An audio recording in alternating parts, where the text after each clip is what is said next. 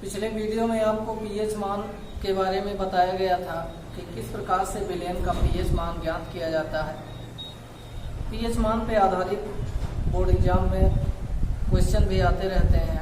लगभग हर साल board exam में एक क्वेश्चन पीएच मान निकालने के लिए आता है या पीएच से रिलेटेड जो भी सवाल आते हैं उसके बारे में जो 2-3 प्रकार के मुख्य उदाहरण हैं जो अंकित सवाल आते हैं उसके बारे में हम अध्ययन करेंगे कि किस प्रकार से विलयन का पीएच मान निकाला जाता है।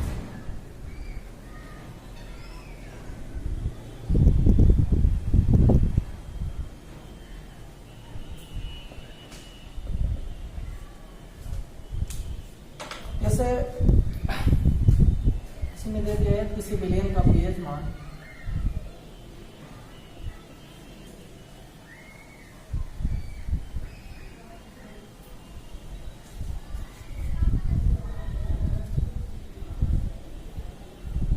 विलयन का पीएच मान 5 है तो उसमें उपस्थित H+ आयन की सांद्रता ज्ञात कीजिए।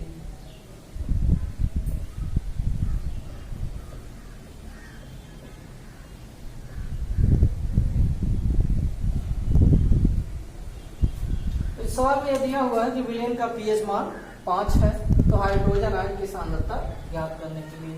अब इसको ज्ञात करने के लिए आपके पास 2 फार्मूले हैं। बताया गया था कि पीएच बराबर होता है -log H+। ये लवगणक रूप में है और इसी लवगणक रूप को जब आप घातांक रूप में बदलते हैं तो ये आता है हाइड्रोजन आयन की सांद्रता बराबर 10 की पावर -pH। तो अगर pH दिया हुआ है और हाइड्रोजन आयन की सांद्रता ज्ञात करनी है तो सबसे आसान यही तरीका है कि हाइड्रोजन आयन सांद्रता की ज्ञात करने के लिए दिए हुए pH का मान हम इस फार्मूले में रखते हैं। तो इस फार्मूले में यानी pH बराबर 5 रखने पर तो सीधा आपका आ जाएगा हाइड्रोजन आयन की सांद्रता बराबर 10 की पावर -5। ये होता है मोल प्रति लीटर। ये आपका निकल जाएगा। सीधे सीधे आप बता सकते हैं कि 10 के पावर -5 मोल प्रति लीटर ये हाइड्रोजन आयन की सांद्रता है। अब इसी आधार पे आप हाइड्रोक्साइड आयन की भी सांद्रता ज्ञात कर सकते हैं कि अगर दोनों की सांद्रता का गुणनफल जो होता है वो 10 के पावर -14 होता है। अगर हाइड्रोजन आयन की सांद्रता 10 के पावर -5 है तो 14 में से हम 5 को घटा देंगे, जो आएगा वो हाइड्रोक्साइड आयन की सांद्रता हो जाएगी। या फार्मूले में अगर हम रख दें H+ × OH- 10 की पावर -14। H+ आपको मालूम है 10 की पावर -5 है बड़े OH-। ये सवाल में नहीं है लेकिन अलग से आपको बताया जा रहा है कि हाइड्रोक्साइड आयन की भी अगर पूछता है तो आप कैसे निकालेंगे। OH- आयन की सांद्रता 10 के पावर -14 और इसको इधर लाके डिवाइड कर लेंगे 10 के पावर -5। हल कर लेंगे 10 के पावर -14 तो ये भाग से गुणे में बदल जाएगा। नीचे लाएंगे तो चिन्ह बदल जाएगा, ये -5 से प्लस हो जाएगा। और जब इसको हम हल करेंगे तो चिन्ह दोनों का अलग है, आधार समान है। यहाँ अलग होने के नाते घात जुटेगा नहीं, घट जाएगा। 14 में से 5 घट जाएगा -9 मोल प्रति लीटर।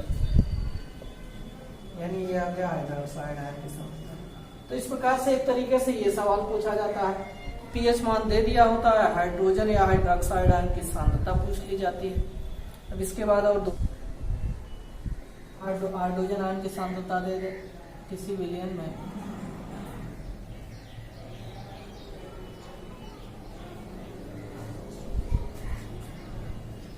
OH- आयनों की सांद्रता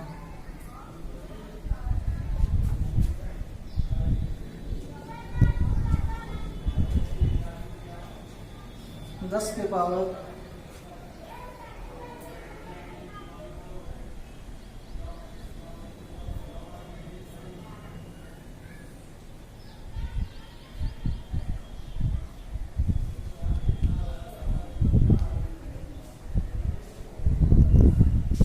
-12 मोल प्रति लीटर है।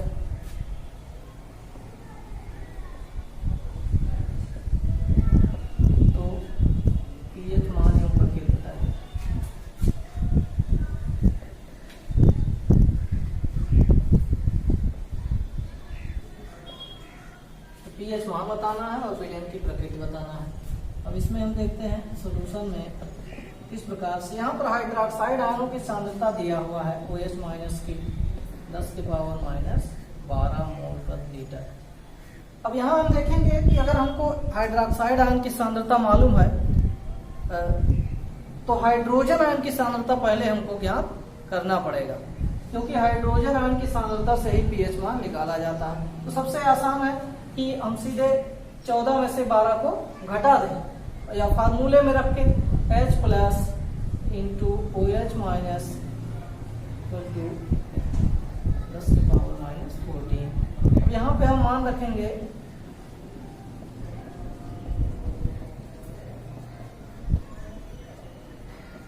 और इस प्रकार से एक का गुणा करेंगे कोई फर्क नहीं पड़ेगा, 10 के पावर माइनस 12 और इधर ले जाएंगे माइनस 14, 12 को ऊपर ले जाएंगे तो प्लस 12 हो जाएगा, ये बचेगा सीधे आपका 10 के पावर माइनस 3 मोल प्रति लीटर। हाइड्रोजन आयन की सांद्रता आ गया। अब हाइड्रोजन आयन की सांद्रता आ गया और आपको परिभाषा भी बताया गया है कि हाइड्रोजन आयन की सांद्रता जो होती है वो 10 की ऋणात्मक घात का जो मान होता है वही उसका पीएच होता है। यानी सीधे हम फार्मूले से अगर तुलना कर लें उसी फार्मूले से 10 के पावर माइनस पीएच से तुलना कर लें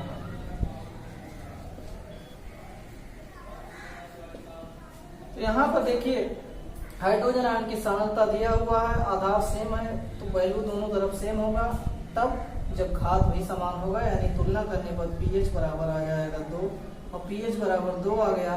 तो इस प्रकार से आप बता सकते हैं कि विलयन की प्रकृति भी कैसी होगी। पीएच बताया गया था कि अगर 7 से कम है तो विलयन अम्लीय होगा, 7 से अधिक है तो क्षारीय होगा, यानी ये विलयन कैसा होगा, अम्लीय होगा।